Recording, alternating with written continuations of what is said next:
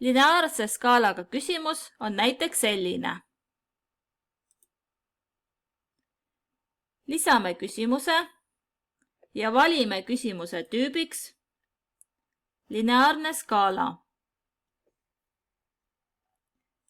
Küsimuseks trükime hinnake pihlaka maitset,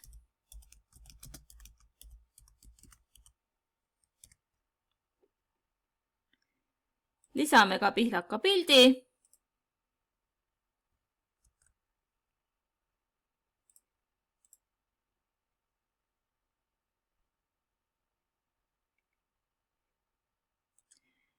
vaikimisi on skaala 1–5, seda saab vajadusel muuta.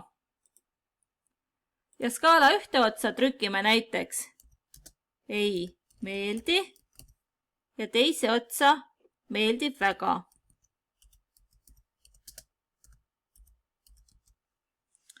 Vaatame küsimuse eelvaadet. Vajutame F5.